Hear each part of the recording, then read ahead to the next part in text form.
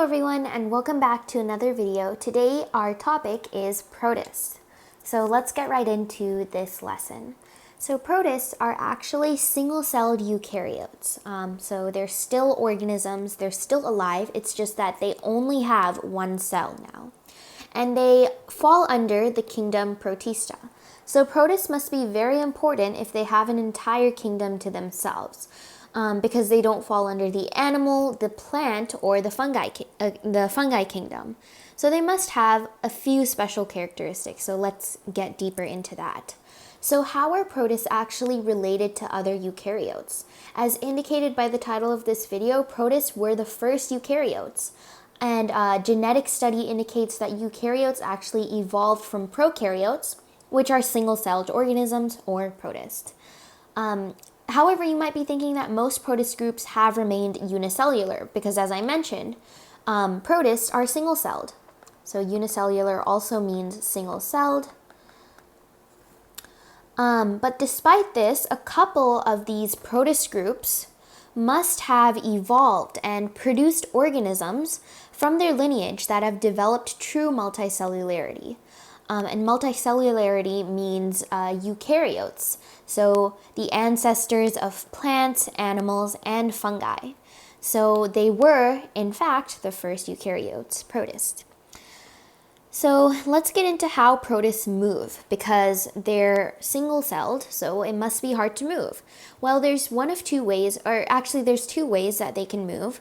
The first is by changing their cell shape, or by means of specialized organelles. So both of these, changing their cell shape and specialized organelles, these fall under active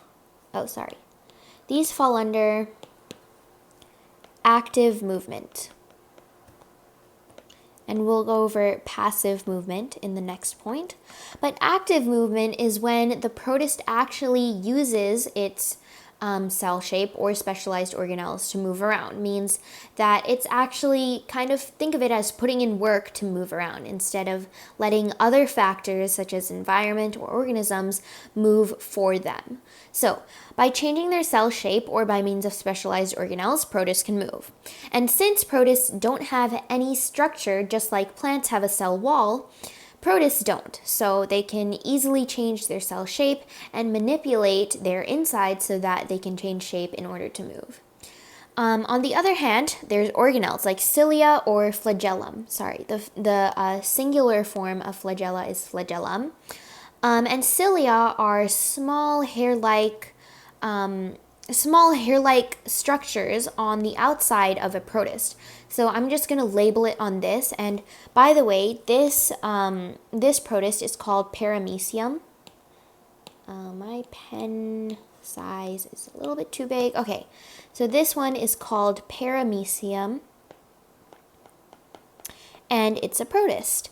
So paramecium and a lot of other protists have tiny, tiny hair-like structures that are on the outside of their cellular body.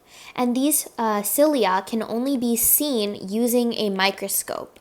So you won't be able to see them with your bare eyes, but cilia help them grip onto things in their surroundings, in their environment, so that they can easily move. And then a flagellum is something like this over here. It's like a tail that's attached to the body of the protist. And this helps the protist guide the direction or control its movement whenever the protist is moving. On the other hand, we have something called passive movement, and this is when the protist isn't actually doing any work of its own to move around, but it's letting other factors contribute to its movement. So for example, it can be carried by the wind, it can be carried by water, or it can be even carried by other living organisms. So it can attach itself to a living organism and be carried around by that in order to transport or get to other places, or it can just be carried by the wind or water. Either way, that's how protists move. So now we're going to talk about two types of protists, autotrophic protists and heterotrophic protists. and their roles. So let's get right into it. Autotrophic protists use energy from light to make food. So they are the producers, basically. They produce food for themselves, and in turn, they are food for their ecosystem that they're living in. So some examples of this type of protist include phytoplankton, red or brown algae, and euglena. Now, all of these are photosynthetic protists. So think of this as sort of a plant's role in their ecosystem to take energy from the sunlight and produce their own food, and in turn be food for humans and animals. Just like this, autotrophic protists produce their own energy and then in turn they are the food for many other aquatic life that are in their ecosystem. So they are going to be at the bottom of the food chain because they contribute to a lot of the diversity of aquatic life in their ecosystem as much as possible. Okay, next up, heterotrophic protists. These protists capture other organisms as food. And when I talk about organisms, it doesn't necessarily mean entire organisms because a single-celled organism or protist capturing a multicellular eukaryote would not be feasible. But either way, when I'm talking about organisms, I mean particles or molecules that organisms dispense or release to the environment. So maybe instead of organisms, I should make this particles or molecules of other organisms. So that makes more sense. Okay, a great example of this are amoebas, and amoebas actually capture and digest their own food. So they have the cellular capacity to do that. And the way they do this is by surrounding a cell or particle and taking it inside of themselves. So they have a cellular cavity that they use to surround the cell or particle. And then they create a food vacuole so that they can store this food for later, or so that they can consume it later. Another example is when protists absorb food or molecules.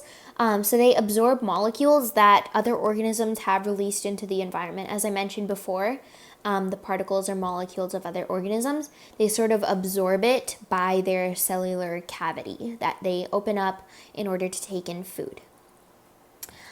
And that sums it up for the lesson today. I'll quickly go over what we did. So we started talking about how protists are the first eukaryote, and how they relate to other eukaryotes by their evolution from unicellular to multicellularity. And these are only a couple groups. Not every group has evolved. Most protists have remained unicellular. Then we talked about how protists move by active movement or passive movement. And finally, we talked about autotrophic protists and heterotrophic protists. So if you have any questions about any of the material we went over today, please feel free to email us or drop your question in the comments. We definitely haven't gone over all of protists today, so if you want to learn more about protists, please let us know. Please like this video and share it with anyone who you think might benefit from this information, and definitely subscribe to our channel.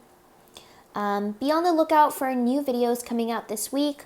We definitely have a lot of exciting things planned for you guys to watch. So stay tuned and we'll see you later.